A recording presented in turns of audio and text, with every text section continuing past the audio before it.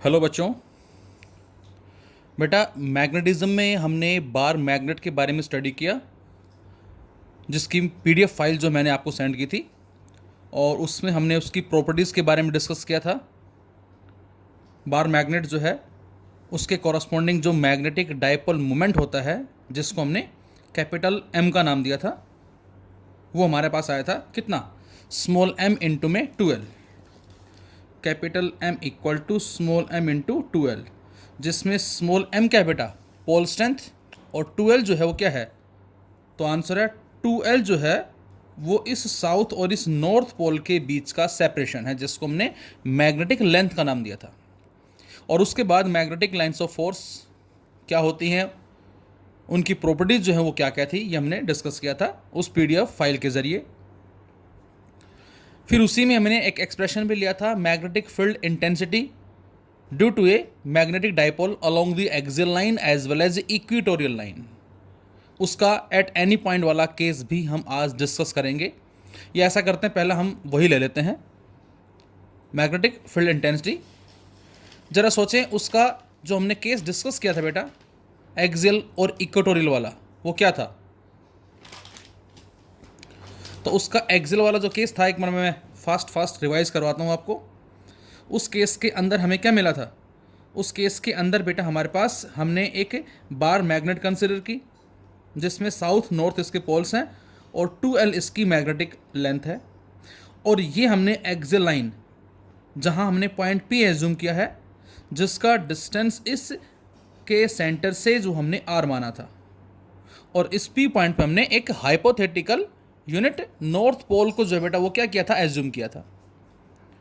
तो अब जो फील्ड होता है हमारे पास, उसकी वैल्यू होती है बेटा म्यू नोट अपॉन में 4 पाई m अपॉन आर स्क्वायर। ये सिंगल पोल की वजह से किसी भी पॉइंट पे जो हमें फील्ड कैलकुलेट करना है, ये उसकी वैल्यू होती है। तो अब हमने इस पॉइंट P पे जो फील्ड फाइंड आउट किया था, वो क्या आया था बेटा, तो आंसर इस पॉइंट P पे इस साउथ पोल की वजह से जो फील्ड होगा वो इधर होगा। क्यों? क्योंकि ये साउथ इस नॉर्थ को अट्रैक्ट करेगा इस तरफ, BS। और इसी पॉइंट पे इस नॉर्थ का जो फील्ड होगा वो आउटवर्ड होगा, रिपेल करेगा नॉर्थ नॉर्थ। और यहाँ से पॉइंट P का जो डिस्टेंस है बेटा साउथ से, वो ज़्यादा है, नॉर्थ से कम है। पोल स्ट्रेंथ दोनों की सेम है, इक्वल एंड अपोजिट, लेकिन सेपरेशन कम ज़्यादा होने से एक फील्ड ज़्यादा मिलेगा और एक फील्ड कम मिलेगा। और इसीलिए हमने इस ज़्यादा फील्ड को बड़े एरो से रिप्रेजेंट किया और छोटे फील्ड को कम स्मॉल एरो से रिप्रेजेंट किया था। तो BS जो है वो लेस है किससे, BN से। तो ये जो वैल्यू BS की बेटा ये लेस थी BN से। तो नेट फील्ड हमने फाइंड आउट किया था वेक्टर अलजेब्रा के कॉन्सेप्ट को यूज़ करके, that is BN minus BS। और वो हमें आंसर मिला था सोल्व करने के बाद, mu naught upon 4 pi 2mr upon R square minus L square का होल स्क्वायर। और यदि इसका स्पेशल केस लेते हैं, यदि हम इस L स्क्वायर को नेग्लेक्ट कर देते हैं बेटा, तो उस केस में हमें आंसर ये मिलता है। इसी में हमने सेकंड केस लिया था, इक्वेटोरियल लाइन। ये बार मैग्नेट है और ये इसकी एक्सियल होगी और ये इसकी इक्वेटोरियल होगी, जहां हमने एक पॉइंट P एज्यूम किया है और जहां पर हाइपोथेटिकल नॉर्थ पोल को एज्यूम किया था हमने। हाइपोथेटिकल वर्ड हम यूज़ क्यों करते हैं बच्चों, क्योंकि मैग्नेटिज्म में सिंगल पोल एग्जिस्ट नहीं करता, इसीलिए बेटा हम हाइपोथेटिकल वर्ड जो है वो यूज़ करते हैं यहाँ। अब उसी तरह से ये L, ये R, अब ये डिस्टेंस कितना होगा, R square plus L square का अंडर रूट, ये भी हो जाएगा R square plus L square का अंडर रूट।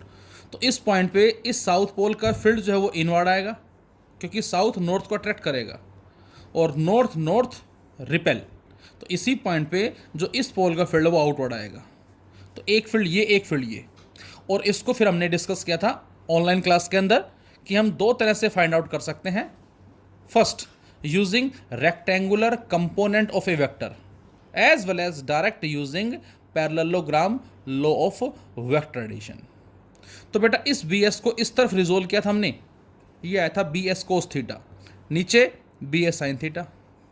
इस BN को इधर रिजोल्व किया था BN कोस और ये BN साइन, और दोनों फील्ड जो है BN और BS मैग्नीट्यूड सेम है, तो यहाँ से BN साइन और BS साइन कैंसिल आउट हो जाएंगे, equal in magnitude opposite in direction, ये दोनों जुड़ जाएंगे। और इसी को हमने इस तरह से सोल्व किया था बच्चों, तो भी हमारा आंसर यही आया था बेटा। और फिर हमने जो नेट फील्ड की वैल्यू फाइंड आउट की थी इनको पुट करके, वो ये आई थी हमारी। और यहाँ भी यदि स्पेशल केस लेते हैं हम बच्चों, तो स्पेशल केस लेने से हमें जो रिजल्ट मिलेगा वो क्या मिलेगा, mu naught upon 4 pi M upon R cube. जी हमने केसेस जो हैं वो डिस्कस किए थे यहाँ से। अब इसी कैटेगरी में हम जरा टॉर्क से पहले ले लेते हैं एक बार छोटा सा। Magnetic field strength at any point due to a short dipole, या शॉर्ट बार मैग्नेट हम कह सकते हैं। तो हम किसी भी पॉइंट पे हमें फील्ड स्ट्रेंथ की वैल्यू फाइंड आउट करनी है। तो बच्चों ये रिजल्ट सेम उसी तरह से है जैसा हमने इलेक्ट्रोस्टैटिक्स में स्टडी किया है बेटा। Electric field intensity along axial line, along equatorial line, at any point, as it is same सारे एज इट इज़ केसेस हैं। बस सिंबल का जो है मीनिंग है, वहाँ ई था यहाँ बी है, वहाँ पी था यहाँ कैपिटल एम है। इलेक्ट्रिक डायपोल मोमेंट जो पी और मैग्नेटिक डायपोल मोमेंट जो यहाँ पर कैपिटल एम होगा। So the field strength at any point due to a short dipole. तो बच्चों इसके लिए हमने एक शॉर्ट डायपोल कंसिडर किया, या शॉर्ट एक बार मैग्नेट कंसिडर की है साउथ नॉर्थ। और साउथ से नॉर्थ बेटा ये डायरेक्शन किसकी होगी बच्चों, this is the direction of magnetic dipole moment, हम ऐसा बोलेंगे। तो ये कहलाएगी बच्चों इसकी एक्सियल लाइन, और ये कहलाएगी इसकी इक्वेटोरियल लाइन। हमने कोई पॉइंट पी जो एज्यूम किया है वो एट एनी पॉइंट जो इस थीटा एंगल पे सबटेंड हो रहा है। तो ये पॉइंट पी कहीं भी हो सकता है जो कि ना तो एक्सियल पे है और ना ही इक्वेटोरियल पे है। तो इस पी पॉइंट फील्ड निकालना है बेटा, और इस पी पॉइंट का डिस्टेंस हमने इसके सेंटर से आर मान लिया। तो ये आर हो गया यहाँ से यहाँ तक का डिस्टेंस। अब हमने क्या किया, हमने इस एस एन जिसका मैग्नेटिक डायपोल मोमेंट एम है बच्चों, इसको रिजोल्व किया रेक्टेंगुलर कंपोनेंट में। और इसका जो कंपोनेंट होगा जिसको मैंने S1N1 का नाम दिया है, S1N1 that is M cos theta. और इस M cos थीटा की जो डायरेक्शन है वो किस तरफ होगी बच्चा, तो आंसर है इस M cos थीटा की डायरेक्शन होगी इस साउथ से इस नॉर्थ की तरफ, इस तरफ होगी। तो ये कहलाएगी डायरेक्शन। ये एरो इसका नहीं है, ये तो एरो डिस्टेंस के लिए मैंने यूज़ किया फिलहाल, यहाँ से लेकर यहाँ तक डिस्टेंस ध्यान रहे, ये इसके लिए यूज़ नहीं हुआ है। हाँ ये एरो से आप समझ सकते हैं डायरेक्शन M cos थीटा जो कि S1N1 है। और इसी को रिजोल्व किया हमने S2N2 एग्जैक्टली इसके परपेंडिकुलर। इसमें जो मैग्नेटिक डायपोल मोमेंट होगा that is M sin theta, और इसकी डायरेक्शन जो इस एरो से आपको समझ में आ रही है, आई थिंक मुश्किल काम नहीं है, इजी टास्क है, बिल्कुल सेम जो हमने इलेक्ट्रोस्टैटिक्स में पढ़ा था। तो यहाँ से साफ पता लगा हमें कि हमने इस M को रिजोल्व किया इस तरफ M cos theta, S1N1 side में आप लिख सकते हैं। जो Sn है इसका तो मैग्नेटिक डायपोल मोमेंट M है बेटा, S1N1 जो है इसका M cos थीटा है, और S2N2 जो है इसका है M sin थीटा, जो कि आपको डायग्राम में भी नज़र आ रहे हैं। तो अब जरा देखें, हमने समझने के लिए इस S1N1 को बाहर ले लिया, इस तरह से ये हमने बाहर ले लिया। अब ज़रा ये सोचें आप कि जो पॉइंट P है बेटा वो X1N1 के कहाँ आ रहा है, तो आंसर है पॉइंट P जो है बेटा वो S1N1 की एक्सियल लाइन पे आ रहा है। अब आप ये बताएं कि एक्सियल लाइन पे जो फील्ड आता है वो आया था Bn-Bs, तो इसका मतलब रिजल्टेंट फील्ड किस तरफ होगा, इस तरफ होगा। तो इसका मतलब रिजल्टेंट जो फील्ड है वो और जो मैग्नेटिक डायपोल मोमेंट है वो दोनों क्या होते हैं बेटा, पैरेलल होते हैं। और यदि दोनों पैरेलल हैं थीटा क्या होगा, 0। जबकि इक्वेटोरियल वाले केस में M और B इक्वेटोरियल बच्चों क्या होते हैं, एंटी पैरेलल। देखो ये साउथ ये नॉर्थ, तो ये डायरेक्शन किसकी है, मैग्नेटिक डायपोल मोमेंट की, और ये किसकी है, नेट फील्ड स्ट्रेंथ। दोनों क्या हैं, एंटी पैरेलल। तो ये बात भी आपको याद रखनी है। तो यहाँ पर S1N1 जो हमने लिया है बेटा इसकी ये एक्सियल कहलाएगी। अब जो पॉइंट P है वो S1N1 की एक्सियल पे आ रहा है। अब आप ये सोचें ये सोचें कि एक्सियल पे जो फील्ड आता है वो डायपोल मोमेंट के पैरेलल आता है। तो यदि ये डायपोल मोमेंट है M cos थीटा, तो सेम डायरेक्शन में हमें फील्ड मिलेगा। क्यों मिलेगा आप समझ सकते हैं, क्योंकि हम यहाँ पर एक हाइपोथेटिकल नॉर्थ पोल एज्यूम करेंगे बेटा। अब इस S1 का इस जगह फील्ड जो है वो इस तरफ आएगा, इनवर्ड। इस इनवर्ड का मतलब इस तरफ, और इस N1 का इस पॉइंट P पे जो फील्ड है वो आउटवर्ड आएगा, और आउटवर्ड फील्ड इनवर्ड से ज़्यादा होगा। तो जब आउटवर्ड में से इनवर्ड माइनस करेंगे तो ये बच्चों हमें क्या मिलेगी, नेट फील्ड स्ट्रेंथ, जिसको डायग्राम में हमने यहाँ दिखाया। कितना आया था नेट फील्ड? वो नेट फील्ड आया था बच्चों μ/4π2m/r³। लेकिन यहाँ पर m नहीं है बेटा, यहाँ पर m cos थीटा है, और हमने उसी रिजल्ट में क्या लिख दिया, m cos थीटा। तो ये कहलाएगा फील्ड किसका, S1 N1 का, कहाँ पर, पॉइंट P पे, जो थीटा एंगल पे सबटेंड हो रहा है। सिमिलरली S2 N2 जो आपको डायग्राम में नज़र आ रहा है, इसको हमने अलग से निकाला बाहर इस तरह से। अब ये S2 N2 है। अब यदि ये S2 N2 है तो बेटा ये हो गया इसका मैग्नेटिक डायपोल मोमेंट। तो बच्चों ये क्या होगी, ये इसकी एक्सियल लाइन कहलाएगी, और ये इसकी इक्विटोरियल लाइन कहलाएगी। और पॉइंट P जो है बेटा वो इस S2 N2 के इक्विटोरियल लाइन पे आ रहा है, और इक्विटोरियल लाइन पे जो फील्ड आता है वो डायपोल मोमेंट के एंटी पैरेलल आता है। अभी जस्ट बताया मैंने आपको एंटी पैरेलल क्यों आता है। तो आंसर है यहाँ पर हम एक हाइपोथेटिकल नॉर्थ पोल एज्यूम करें तो बच्चों इस साउथ का इस पॉइंट पे जो फील्ड है वो क्या आएगा, वो आएगा इनवर्ड इस तरफ कुछ ऐसे, और इसी पॉइंट पे इसका जो फील्ड है वो क्या आएगा, आउटवर्ड कुछ ऐसे, और इसका ये क्या आ जाएगा, रिजल्टेंट आ जाएगा। तो इसको डायरेक्ट मैंने लिखा यहाँ पर, ये आ जाएगा फील्ड किसका, S2 N2 का इस तरफ। और अब दोनों फील्ड क्या है, म्यूचुअली परपेंडिकुलर। और इस B2 की वैल्यू कितनी होगी, μ/4πm/r³ होती थी, लेकिन यहाँ पर m की जगह m sin थीटा आ जाएगा, तो उसके साथ हम sin थीटा और लगा देंगे। और अब दोनों म्यूचुअली परपेंडिकुलर है। अब आप डायरेक्ट वेक्टर अलजेब्रा के कॉन्सेप्ट को यूज़ करके नेट फील्ड फाइंड आउट कर लेंगे। दैट इज़ B1 का स्क्वायर प्लस B2 का square plus B1 B2 cos 90। थोड़ा फास्ट में करवा रहा हूँ क्योंकि ज़्यादा मुश्किल टास्क नहीं है ये ऑलरेडी हम पढ़ चुके हैं सेम रिजल्ट इलेक्ट्रोस्टैटिक्स के अंदर, तो उसी तरह से बेटा तो फटाफट करें without wasting time. B1 B2 की वैल्यू पुट कर दें बेटा हम और स्क्वायर करें, cos 90 0, आगे का फैक्टर 0 हो जाएगा बच्चों।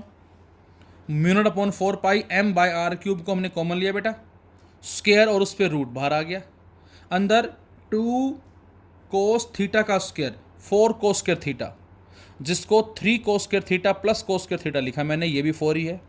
क्यों किया ऐसा, क्योंकि यहाँ से साइन थीटा का स्क्वायर साइन स्क्वायर थीटा जो है वो इसके साथ मिलके 1 बना देगा, ये हमारी आइडेंटिटी बन जाएगी ट्रिग्नोमेट्रिक फंक्शन की। So B net equal to μ/4πm/r³, 3 cos square theta plus 1, और ये सारे का अंडर रूट। और डायरेक्शन के लिए हम निकालते हैं स्लोप, तो यहाँ से स्लोप जो आएगा हमारा वो आ जाएगा tan बीटा या tan अल्फा, जो भी आपने माना angle. So tan alpha equal to perpendicular upon base, that is B2/B1। और जब B2 B1 को डिवाइड करके सोल्व करते हैं बच्चों तो ये आ जाता है 1/2 into tan theta. So this is the magnitude and this is the direction. तो जब भी हमें कोई भी एंगल गिवन है 30, 45, 60, 120 वटेवर, उसको यहाँ पर हम पुट करके बेटा मैग्नीट्यूड और डायरेक्शन की वैल्यू को फाइंड आउट कर सकते हैं। तो ये हमारा कहलाता है field strength at any point. और यदि इसी में थीटा को 0 पुट कर दें तो ये बच्चों एक्सियल वाला केस ही बन जाएगा। थीटा को 90 पुट कर दें तो ये हमारा इक्विटोरियल वाला ही केस फिर से बन जाएगा। तो अब हम आते हैं हमारे आज के टॉपिक में, दैट इज मैग्नेटिक डाइपोल और we can say bar magnet in a uniform magnetic field. क्या मतलब इस बात का, इस बात का मतलब बेटा torque acting on A magnetic dipole when placed in a uniform magnetic field। उस मैग्नेटिक डायपोल पे कितना टॉर्क लगेगा जब उसको हम एक यूनिफॉर्म मैग्नेटिक फील्ड में लोकेट करेंगे। सेम रिजल्ट है बच्चों जो अगेन हम इलेक्ट्रोस्टैटिक्स में पढ़ चुके हैं, उसी तरह से काम होगा यहाँ भी। तो जरा देखें ध्यान से, यहाँ पर बेटा इस नॉर्थ से साउथ ये हमने एक uniform magnetic field region consider किया, और इस यूनिफॉर्म मैग्नेटिक फील्ड में हमने एक बार मैग्नेट जिसका ये साउथ पोल है और ये नॉर्थ पोल है, और जिसकी मैग्नेटिक लेंथ जो है वो है 2L, उसको हमने लोकेट किया। such that theta is the angle between M and B. M is the magnetic dipole moment vector and B is the magnetic field vector. यहाँ जो थीटा है बच्चों, ये ध्यान रखें आप कि ये बेटा एंगल है magnetic dipole moment as well as magnetic field के बीच का, क्योंकि ये साउथ ये नॉर्थ, तो साउथ से नॉर्थ ये कहलाएगी डायरेक्शन किसकी, मैग्नेटिक डायपोल मोमेंट की। अब आप ये मत पूछना कि मैग्नेट को सर ऐसे क्यों रखा, ऐसे रखते ऐसे रखते ऐसे रखते तो क्या होता। तो ये केसेस फिलहाल हम डिस्कस भी करेंगे, लेकिन ये सेम कॉन्सेप्ट हम पढ़ चुके हैं बड़े अच्छे से इलेक्ट्रोस्टैटिक्स के अंदर, सेम वही कॉन्सेप्ट है बिल्कुल। अब आप बताएं कि इस साउथ पे जैसे वहाँ क्या होता था बच्चों इलेक्ट्रोस्टैटिक्स में, ये माइनस क्यू और ये प्लस क्यू, और ये पॉजिटिव एंड और ये नेगेटिव एंड। ज़रा सोचें एक बार आप, तो इस माइनस क्यू पे फोर्स लगता था इस तरफ माइनस क्यू ही, इस प्लस क्यू पे फोर्स लगता था plus Q he, net force is zero. Same उसी तरह से बच्चों यहाँ इस साउथ पे जो फोर्स लगेगा क्या होगा, that is M B. M is the pole strength and B is the magnetic field. और चाहो तो इसमें आप माइनस साइन और लगा दो, क्योंकि पोल स्ट्रेंथ इक्वली स्ट्रॉन्ग है लेकिन प्लस माइनस हम कह सकते हैं।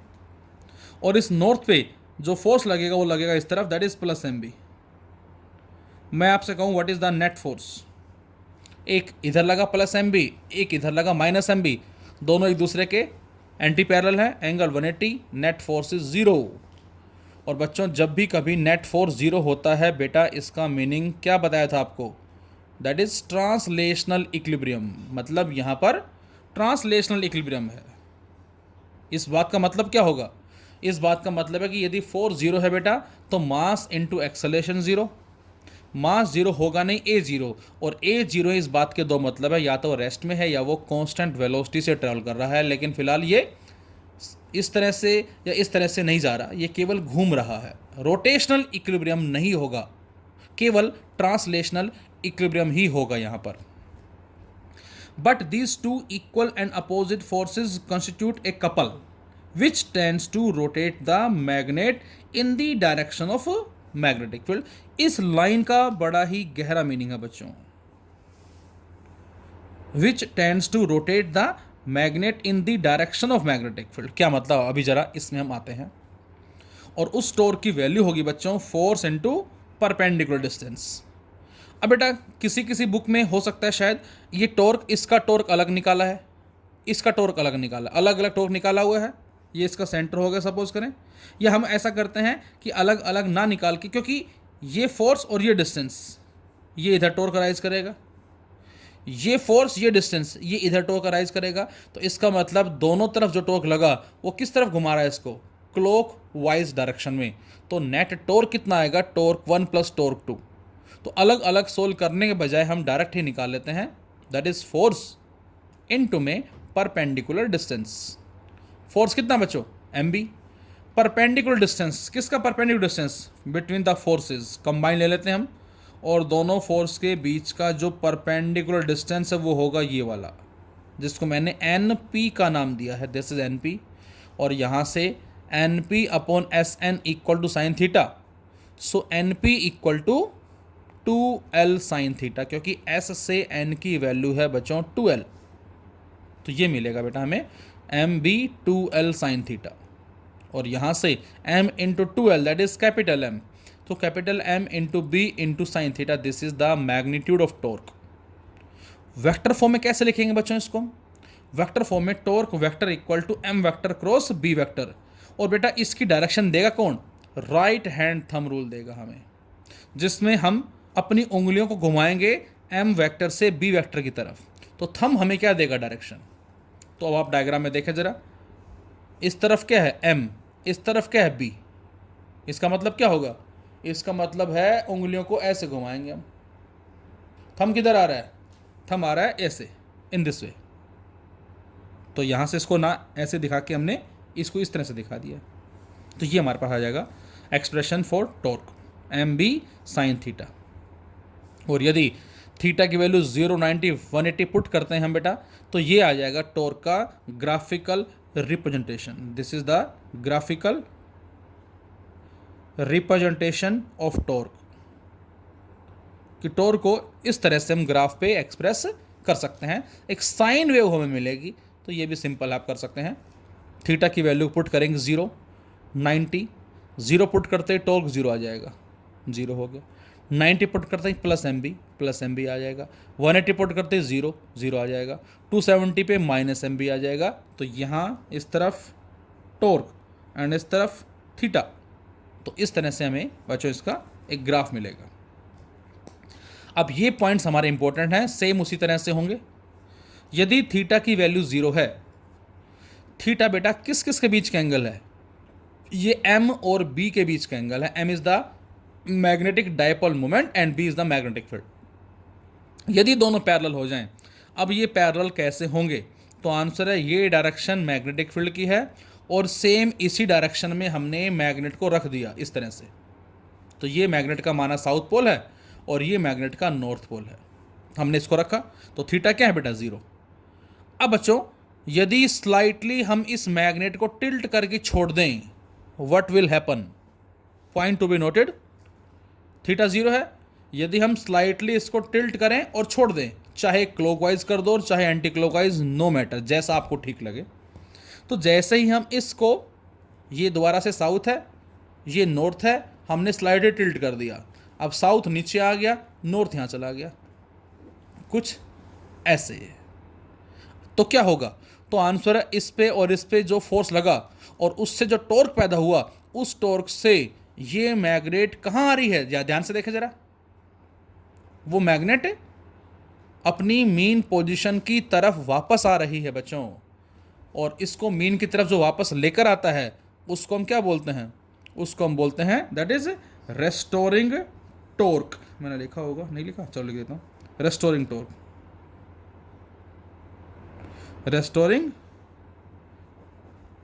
टॉर्क। यहाँ ये लिखा है, हियर दिस वन इज ये रेस्टोरिंग टॉर्क। तो इसका मतलब ये हमारा एक्शनल टॉर्क के साथ साथ बच्चों हम ऐसा भी बोल सकते हैं ये रेस्टोरिंग टॉर्क का एक्सप्रेशन है, क्योंकि जैसे उसको स्लाइटली टिल्ट करके छोड़ेंगे तो उस पर एक टॉर्क लगेगा, that is restoring torque. And this restoring torque try to restore the position, और वो इसको मीन की तरफ वापस लेकर आएगा। इसको हमने क्या नाम दिया? स्टेबल, क्योंकि जब कभी ऑब्जेक्ट मीन की तरफ आता है बेटा, उसको बोलते हैं स्टेबल इक्विलिब्रियम। मीन से दूर जाता है, उसको बोलते हैं अनस्टेबल इक्विलिब्रियम। तो ये फिलहाल स्टेबल इक्विलिब्रियम होगा, क्योंकि रेस्टोरिंग टॉर्क मीन की तरफ वापस ला रहा है। लेकिन टॉर्क हम यहाँ 0 बोलेंगे।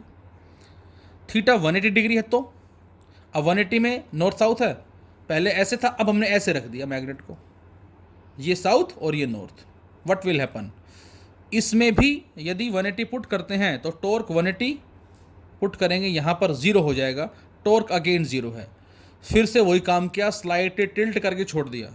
अब जैसे स्लाइटली टिल्ट करेंगे बच्चों, तो बेटा इसमें ये साउथ है, ये ऊपर चला गया, ये नॉर्थ नीचे आ गया। तो साउथ ऊपर आ गया, नीचे नॉर्थ। अब ये साउथ और इस साउथ में क्या होगा? मतलब डायग्राम थोड़ा ऐसे समझ लेते हैं हम समझाने के लिए। और ये साउथ और ये नॉर्थ, और यहाँ पर ये बड़ा साउथ है और ये बड़ा नॉर्थ हो गया, जो फील्ड की वजह से। तो अब इस साउथ पे जो फोर्स लगेगा वो इधर लगेगा, इस नॉर्थ पे फोर्स लगेगा इधर लगेगा, और ये फोर्स दोनों मिल क्या करेंगे? एक कपल अराइज करेंगे, टॉर्क अराइज करेंगे। और उसकी वजह से क्या होगा? उसकी वजह से बच्चों ये जो मैग्नेट है ये इस मीन से दूर जाएगी, और जब मीन से दूर जाती है बेटा तो इसको हम बोलते हैं अनस्टेबल इक्विलिब्रियम। तो ये डायरेक्ट हमें एग्जाम में कंडीशंस पूछते हैं कि right the condition for stable equilibrium, तो आंसर होगा theta 0। Unstable equilibrium theta is 180 degree, और यदि 90 डिग्री है तो उस केस में टॉर्क होगा बच्चों मैक्सिमम। टॉर्क क्या हो जाएगा? मैक्सिमम। अच्छा, इसी क्वेश्चन में यदि आपसे कहता कि मैग्नेटिक फील्ड यूनिफॉर्म की जगह नॉन यूनिफॉर्म है तो क्या होगा था? यदि मैं आपसे कहता हूँ कि जो फील्ड है बेटा वो यूनिफॉर्म की जगह नॉन यूनिफॉर्म है, कुछ इस तरह से, और इसमें हम एक डायपोल को पुट करते हैं से साउथ नॉर्थ, तो आप खुद बताएं क्या होगा? तो आंसर बेटा कि यहाँ पर जो फील्ड है वो स्ट्रॉन्ग है, तो इस पर जो फोर्स लगेगा वो स्ट्रॉन्ग लगेगा, और यहाँ पर जो फील्ड है वो वीक है, फोर्स वीक होगा। तो इस पे फोर्स स्ट्रॉन्ग, इस पे फोर्स वीक, तो नेट फोर्स यहाँ 0 नहीं होगा। इसका मतलब इस केस में फोर्स 0 नहीं होगा और टॉर्क भी 0 नहीं होगा। कुछ ना कुछ ये स्लाइटली घूमेगी भी, मतलब मूवमेंट भी करेगी, इस तरह से रोटेशन भी करेगी।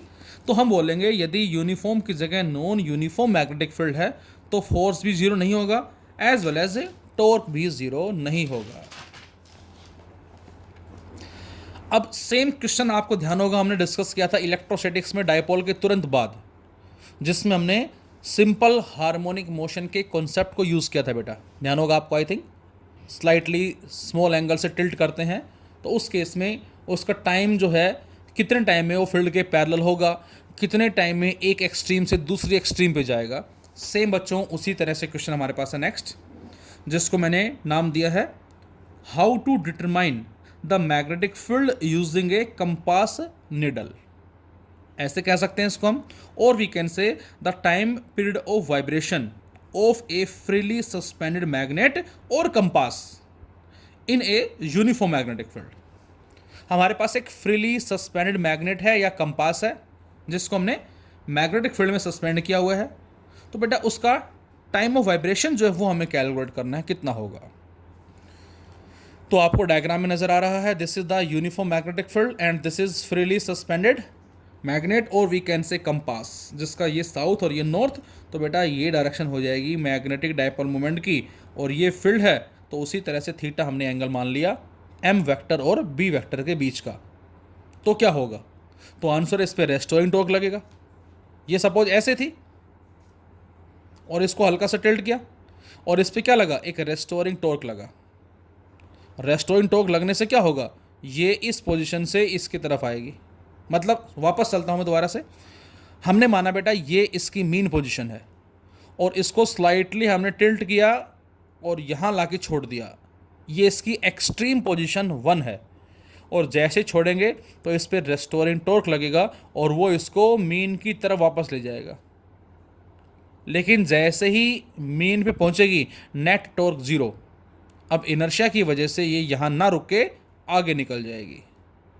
जैसे ही आगे निकलेगी फिर से टॉर्क लगेगा, तो ये आ गई बच्चों इसकी दूसरी एक्सट्रीम पोजीशन। और जो रेस्टोरेंट टॉर्क लगेगा वो फिर से क्या करेगा, फिर से इसको मीन की तरफ लाएगा। जैसे ये मीन की तरफ आएगी टॉर्क 0, लेकिन इनर्शिया की वजह से ये यहाँ ना रुक के और आगे निकल जाएगी। तो इसका मतलब ये इस तरह से एक SHM को अचीव करेगी। तो हमें इसका टाइम ऑफ वाइब्रेशन निकालना है, मतलब ये इस एक्सट्रीम से मीन पे आई, मीन से दूसरी एक्सट्रीम, दूसरी एक्सट्रीम से मीन, और मीन से फर्स्ट एक्सट्रीम वापस। ये हो गया एक वाइब्रेशन।